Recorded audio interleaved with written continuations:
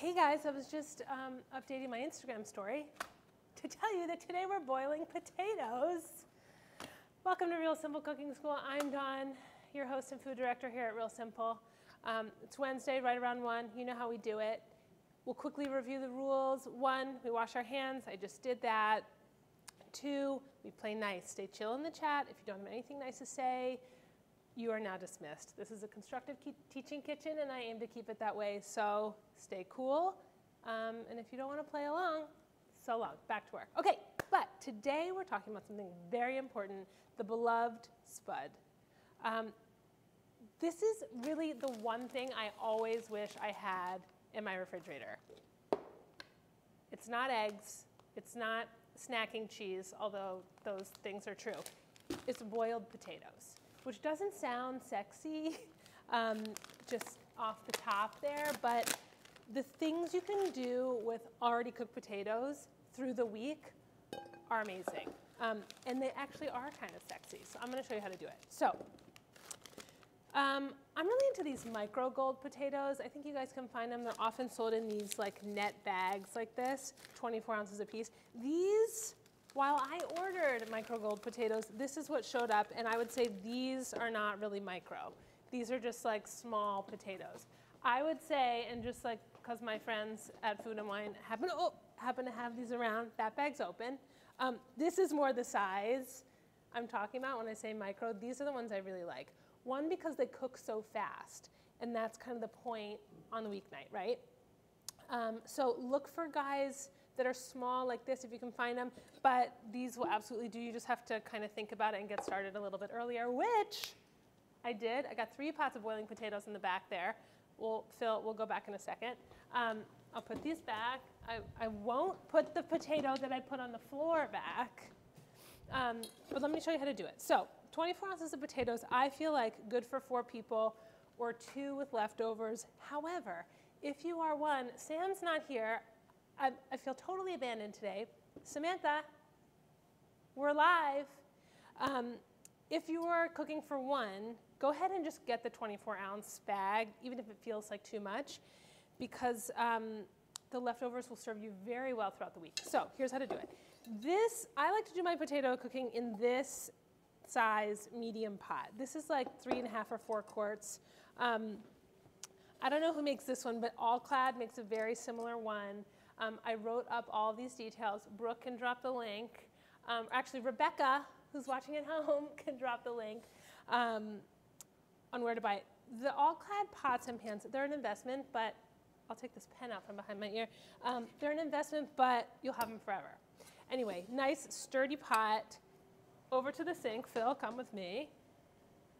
And you just cover them with cold water. The language when we're writing recipes is sort of awkward. We always say like, place potatoes in a pot and cover with 1-inch cold water. It's like you kind of want to cover by 1 inch, you know what I mean? Don't be fussy about it. You mostly just want to make sure they're covered and that while they're cooking, you don't have too little water so that the tops aren't covered. Know what I mean? I think that you do. Okay, and then I'm going to add salt. You know, this is one of those things, I'll put my tea away as well. Geez, guys, I was medium organized. We'll often give a measured amount of salt, but like, don't worry about it. Just like a good, maybe 2-3 finger pinches like that, okay? And we've talked about this before. The reason we want to season the water is so the salt gets inside the potato. The same reason we salt pasta water, and you may put a pinch of salt like in your grains or your rice water. Otherwise, you've got like seasoning on the outside, but the noodle itself or the potato itself doesn't taste like anything. See? Very similar knowledge across the board when working with starch. So I'm just going to rock and roll these, bring it up to a boil. Remember, when I say bring to a boil, I generally mean crank up the heat on high, okay? If I don't tell you, that's what I mean. Reduce heat to simmer, that generally means turn the heat down to low. Got it? Got it. You guys are so smart. I don't need to explain anything. Oh, another micro potato on the loose. Okay, so that's all you have to do. You're boiling potatoes, get on with your life, do other stuff. If you're going to eat these tonight, I'll show you how to do it. Get on with your like chicken cooking or your steak searing or your fish broiling, and the potatoes can hang out largely unattended. And that's one of the smart things about them. So let's go ahead and check on these other 3 pots that I started before you got here. Phil, come over. Now you can see even this pot had a decent amount of water in there, but see how the water is like just barely covering those potatoes? That's why you want to give them that clearance of 1 inch or so. And then all I'm looking for is tip of a sharp knife. You could use a fork too, but I like to use a tip of a sharp knife or like a cake tester if you have. And you just want to go in and you want to meet like very little to 0 resistance. And they should slide right off. Same, that one I just started. This one was kind of slow to get going, so I'll do him last. But these are good to go. I prefer to use sharp knife, cake tester, skewer even over a fork, because by the time a fork goes in easily, they're kind of too soft for what we're going to do with them later. So let me look at my burner map here. So this one I'm going to turn off, and then this one I'm going to turn off. Okay, now for the draining. Not rocket science. I'm going to drain these potatoes in a colander. Phil's backing up. Regular old colander. This, I think, is technically like a strainer versus a colander. It doesn't really matter. I just want you to strain off the water, then potatoes back in the pot. This pot is still hot, right? So the residual heat is going to help evaporate any like drippy droppies and help dry off the potatoes. That way, whatever you do to them, they won't be soggy. So whether you just simply dress them with a little olive oil and herbs, which we're going to do, the dressing, so to speak, will stick to the potatoes and not get watered down. Or if you fry them, which we're also going to do, you won't get any dangerous splatters. Got it? Okay, same thing. We're going to drain this one. And remember, each one of these pots has like 1.5 pounds of potatoes. And I think that's a nice amount. Now, this method, and by that I mean boiling, works for any potato. You can boil a russet potato, which is like a baking potato with the brown skin. You can boil Yukon Gold potato, and all of the things I'm going to do with these today work with pretty much all kind of potatoes. I will say I like to use the waxier ones for most of these, just because they hold their shape a little better. If you did want to use russets, my only recommendation, and it's like kind of fussy, so it's really more of a recommendation for leftover baked potatoes, just make sure they're cool. They'll fall apart less when they've had time to kind of tighten back up. Okay, and that one's almost there. So, first things first, easiest way to do potatoes, tossed with a little herbs and olive oil. You could certainly also use butter, but like for weeknight, I tend to use more olive oil than butter. And then whatever herbs you like. I tend to like a combo of, oh wait, I have it here, chives, we talked about on the Onion Show, and, Phil, come with me, some parsley and mint, which I just, wash like I would wash salad greens in the salad spinner. Fill it up with water. Let any of the bits and pieces in the grit fall to the bottom. Did you see how I lifted out the strainer? Any dirty water was behind, and then you water your plants. Or probably not drink it because it's dirty. Okay, and then we spin. This is my second favorite spinner. You guys know I prefer the OXO one best. Rebecca, maybe you could drop a link to the OXO salad spinner in the comments. But the Xylus one is fun. It's kind of got like lawnmower vibes. My only thing, you can't get too aggressive or that thing will break. I know because I've done it a couple of times. I was really angry at the salad. Okay, and then you see, just to review, all that water that's spun off of the herbs. Got it? Salad spinner, great investment. They're not very expensive. What I will just ask the community out there is, some family that I used to cook for had a beautiful salad spinner that like the outside part was a nice wooden salad bowl, which I think is so smart, but like no one's really doing it. So I ask you, OXO, I ask you, Xylus, like please make me a nice looking salad bowl, salad spinner. Okay, thanks. So, warm potatoes, I'm just gonna hit them with a little actually acid first, just like one of those.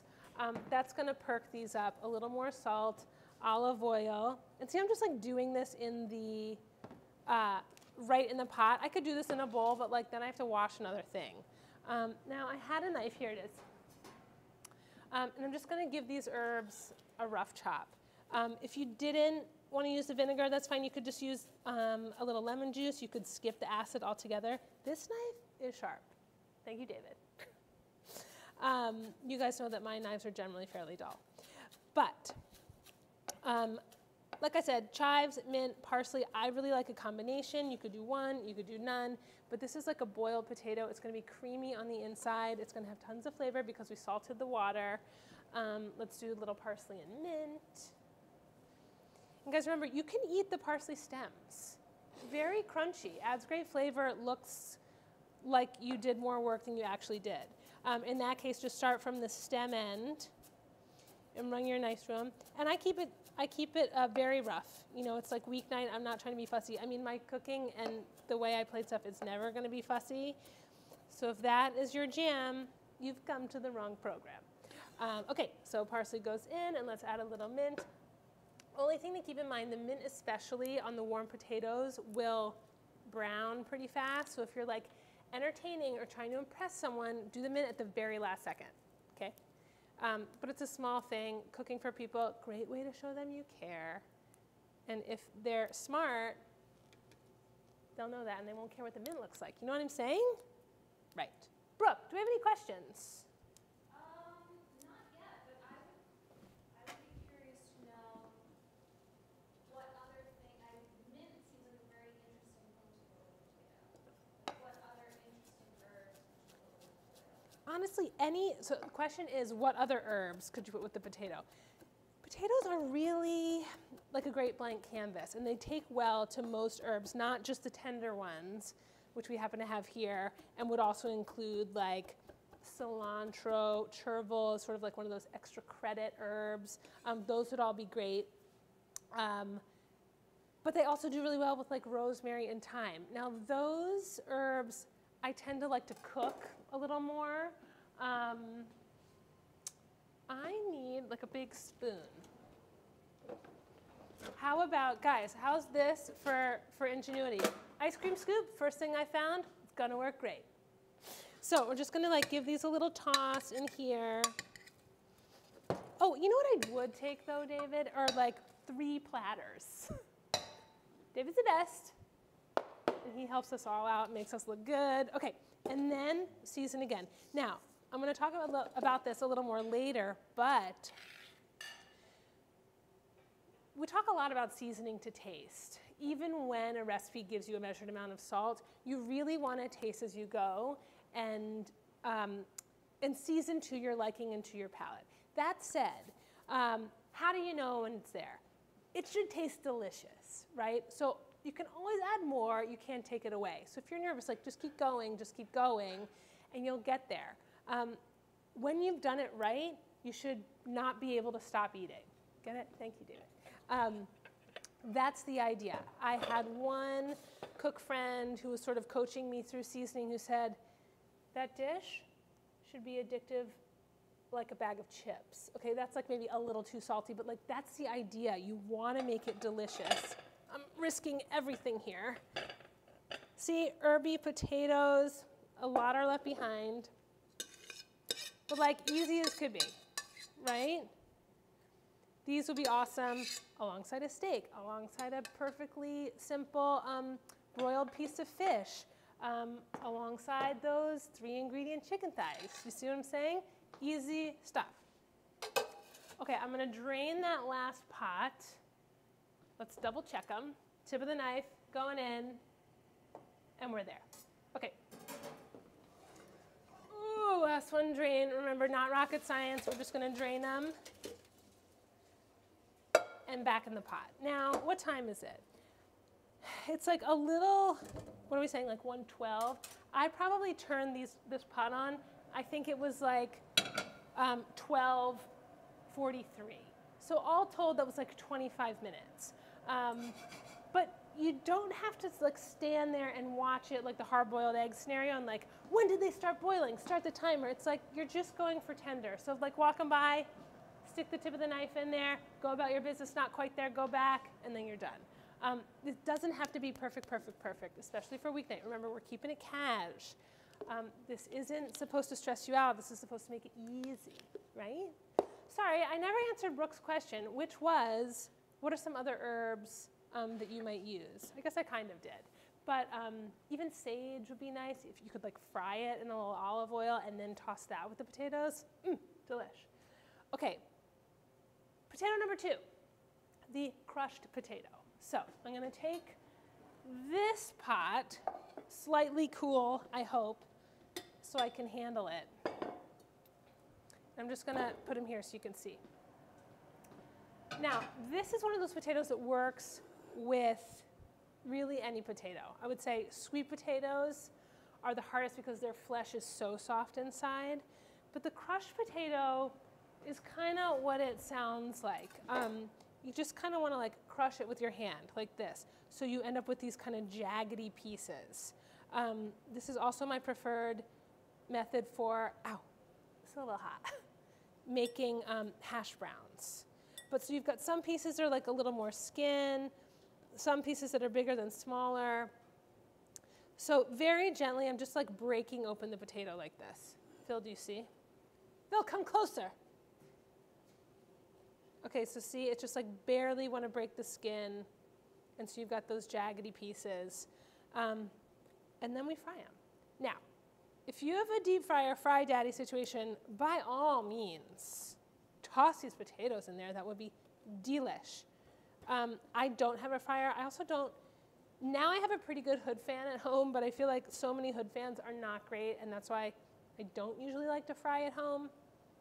But if you're up for it, you could certainly fry these in more oil. I'm just going to show you how to do it like a little shallow fry. Okay, Phil, it's time to come back here. So a little bit of oil. You know, my concern is that this is maybe vegetable oil. David, you guys have any olive oil hiding? Vegetable oil, totally great. However, it's neutral. It doesn't have any flavor. So it's not going to add anything. Thank you, sir. So a little bit of olive oil. See how it's darker in color? Phil, you can even see it right here. See the neutral oil around and the olive oil in the center? It's going to add a little more flavor. However, I will say cutting your olive oil with a little bit of vegetable oil will raise the smoke point, which is like a sciencey thing that we're not going to get into right now. But it allows you to use olive oil at a higher temperature without it smoking and getting yucky, is like the simple way for me to put it. So when this gets hot, all we're going to do is add the potatoes and like fry them up till crisp. So while that gets hot, I'm going to show you potato number 3. These will happen simultaneously. Okay, potato number 3, Phil, you could stand there if you want, is everyone's favorite, everyone's not so secret favorite, the smashed potato. So, as you can see, rim baking sheet, my preferred stage for this preparation, a little bit of olive oil on there.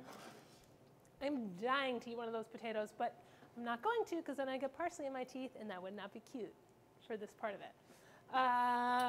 Okie doke.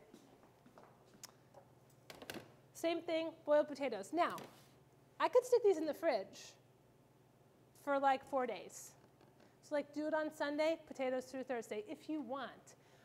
This was that whole batch. You could, of course, like not dress half. You could also smash these once they have the herbs on them and they'd be just fine. So to do it, I'm going to just do them all because I know we're, ow, it's so hot. I know we're going to want to eat them. Okay.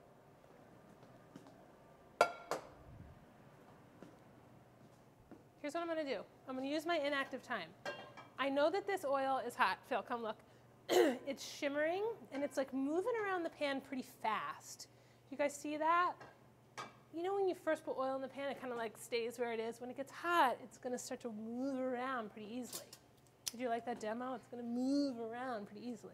You get the idea. Okay, but then very carefully, I'm just going to lower my potatoes into the pan. One thing you can do, tip the oil back and just slide them in so they don't splash.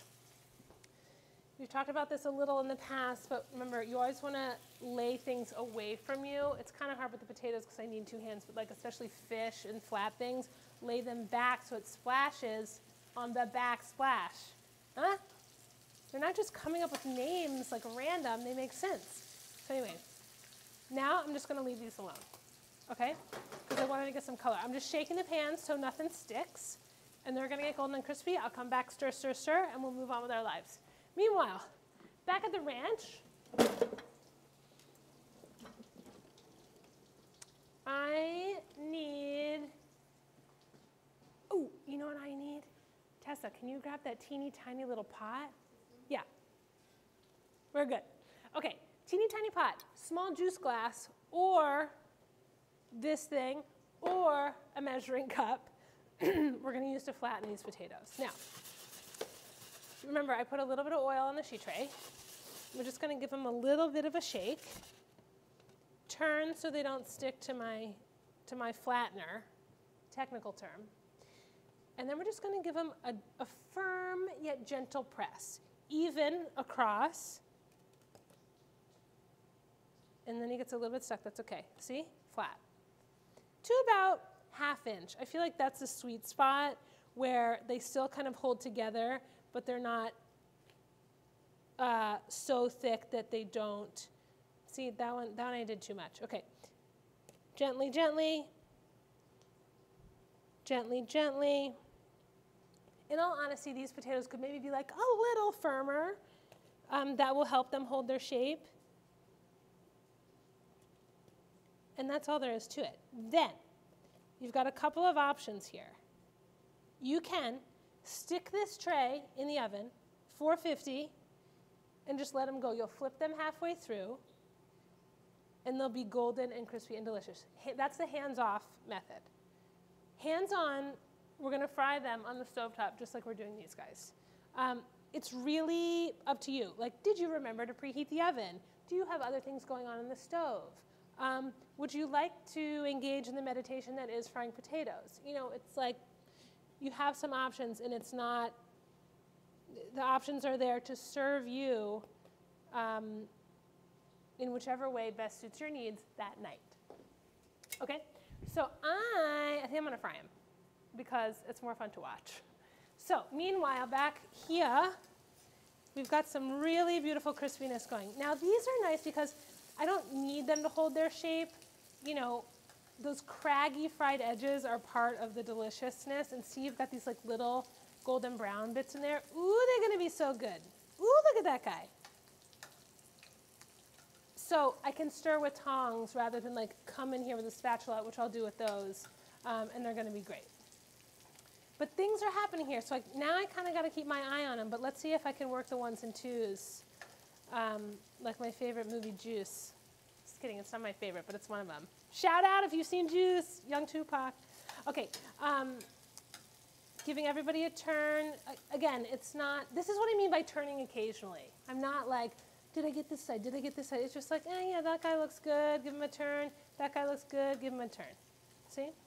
So what I'm actually going to do is switch him to the back burner, literally,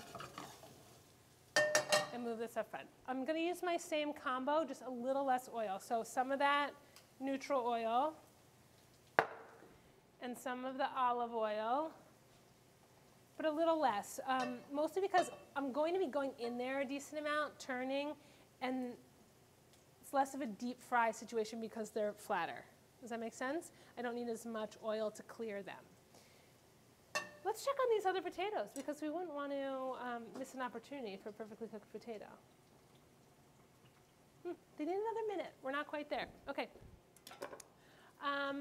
While this gets hot, one quick thing. I'm going to tell you about one of my favorite little potato toppers. Super easy, would go on any of these, the boiled ones, crispy craggy, or crispy smashed, okay? Handful of olives. These are Castelvetrano, my favorites. They're green, they're very bright, they almost have like a more vegetal flavor. Quickly reviewing, this should be called like the smash episode. Quickly reviewing how to pit the olive. Phil, come close to me. Okay, olive. my knife, or you can use your hand, olive under the knife, lean on it, and you'll feel the olive give way. Tessa's mind just was blown, okay? Here's what it looks like now. Then pit pops right out. Just make sure you keep them separate because we've all been into a pit before and it's not good at the dentist. Okay, these are looking awesome. Just giving them like another little toss. I'm paying attention, but see, I'm not panicking. You can do two things at once, just don't panic. And if you get nervous, turn down the heat, okay? Just relax. The potatoes will actually wait for you. That's another reason why we love potatoes so much. Okay, this, see my oil shimmering around? It's doing this, right? I am gonna turn the heat down just a tad here. And then we're gonna take these guys in. Ooh, perfect. Fish spatula. Great for pancakes, great for fish, great for potatoes, especially when you want to handle something a little delicate. So in the oil they go. You can hear them sizzle. The other reason I like to grease or oil the sheet beforehand is so the potatoes slide easily off. When they're dry, you know, they're starchy, so they'll stick, but this makes them much easier to handle. So this is sort of like a rustically sophisticated potato, if I do say so. But what's going to happen with these is they're going to be crispy on the outside and tender and melty on the inside, essentially the perfect potato. So I'm going to actually turn off the heat in the back. Ooh, gosh, guys, do they look delish or what? And I am going to use my fish spat. I'm going to turn that off so it doesn't kill me. Pretty sure those will be good. Use my fish spat to just scoop these onto my platter.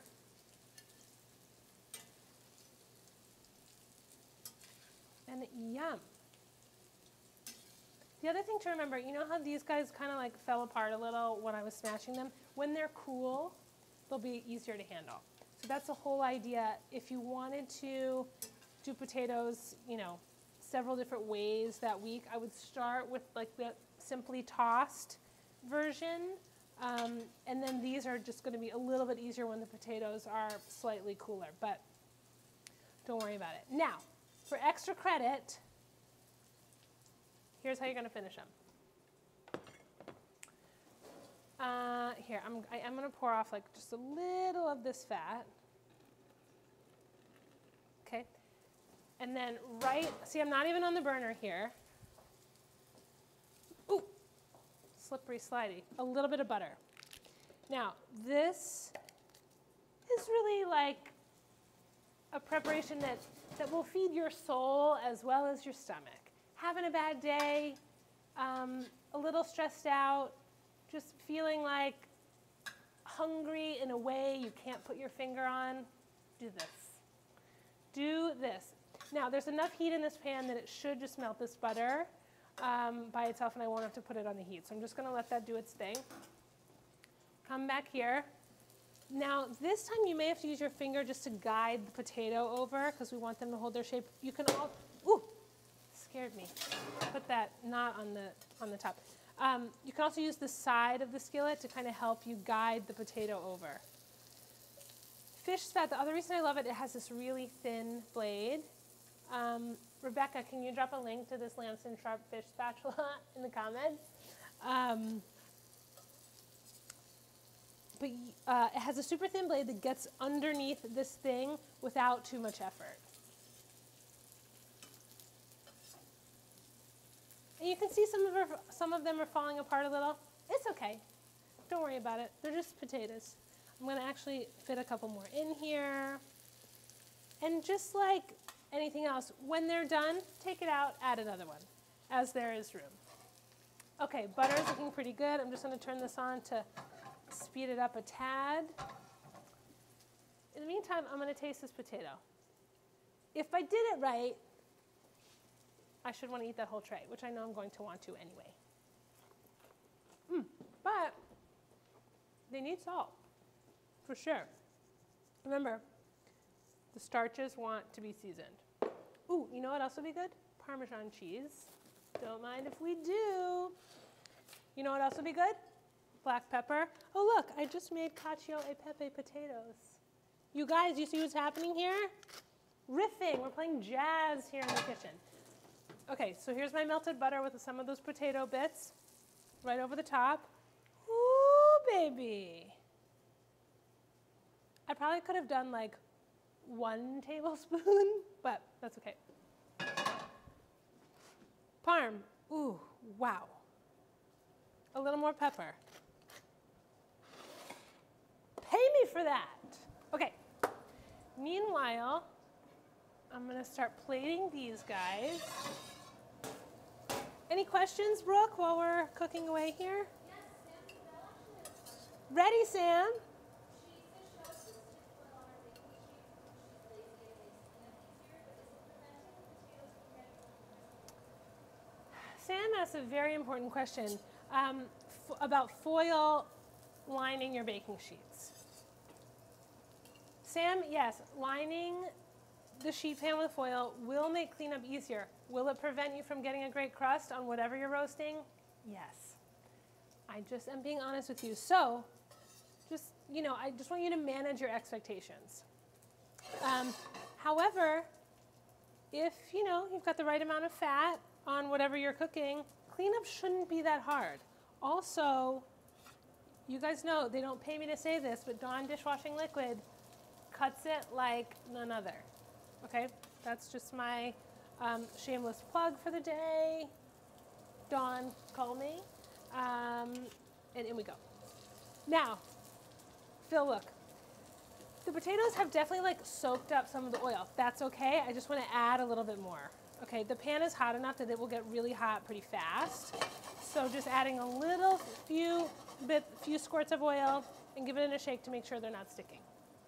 Got it? Got it. Okay, we made cacio e pepe potatoes. We made these herby boiled things. Let me finish up this olive-y business. One more time, we'll review the pitting. Olive under the knife, pressure. It may or may not stick the knife, and then you pop the pit out. You see? Now I lost track. That one's the pit. Okay.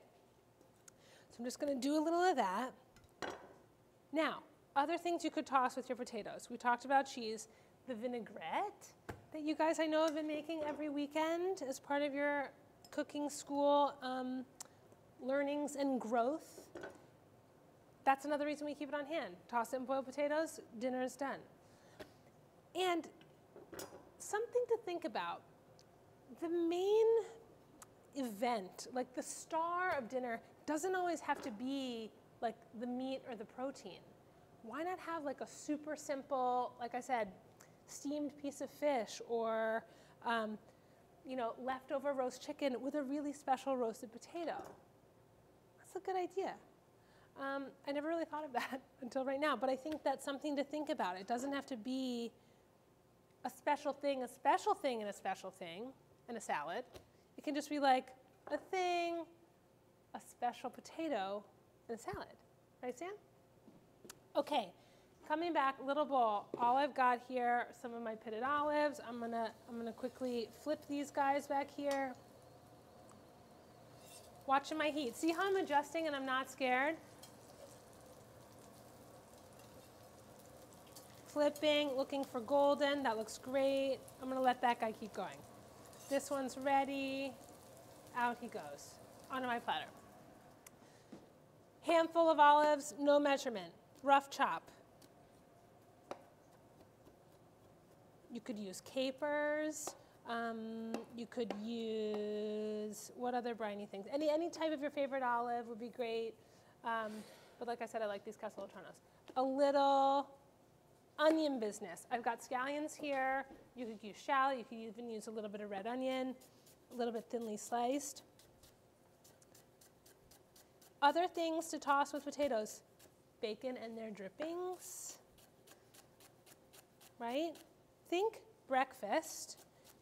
Sauteed onions and peppers. I believe we call those home fries. Okay, scallions, that was 3. You could do 1. Remember, you're gonna taste and you're gonna add, you're going to taste, you're going to add. Little vinegar. You know what I'm doing here? Can you guess? That's right. I'm making just like an olive vinaigrette. Good guess. Little salt, little pepper,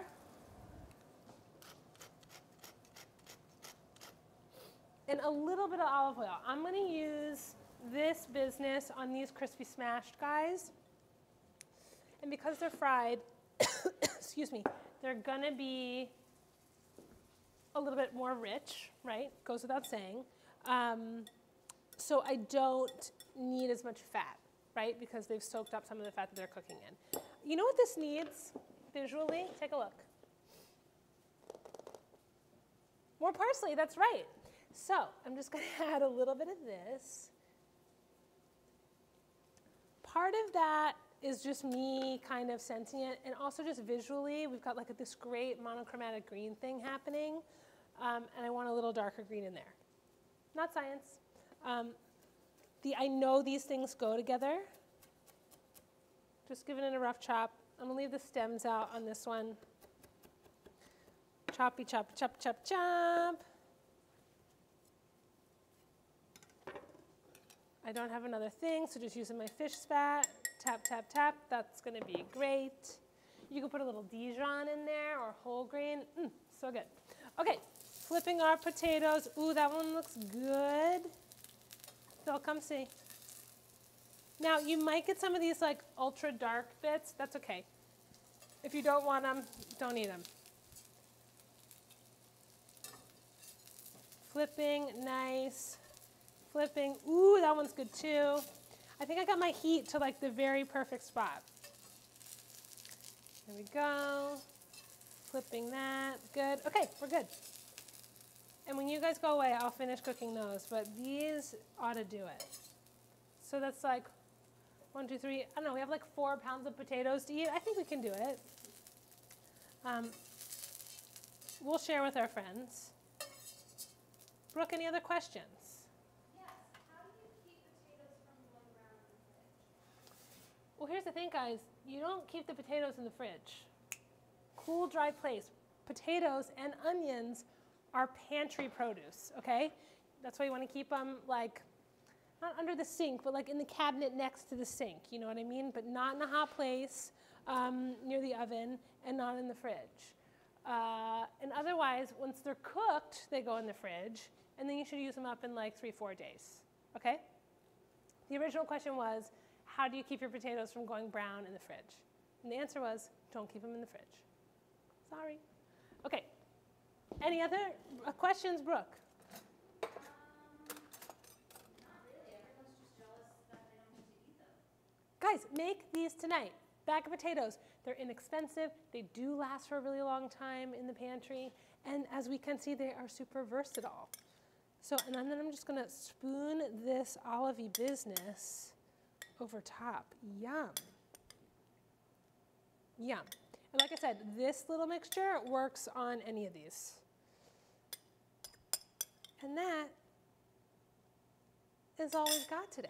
Guys, boil a bag of potatoes, riff on it through the week, show me on Instagram, tag it, RS Cooking School. I want to see you cooking potatoes. But mostly I just want to see you cooking, okay? So whatever you make this week, have fun. Don't worry about it too much. Feed yourselves, feed your friends and family well, and I will see you back here next week. So long. Let's eat.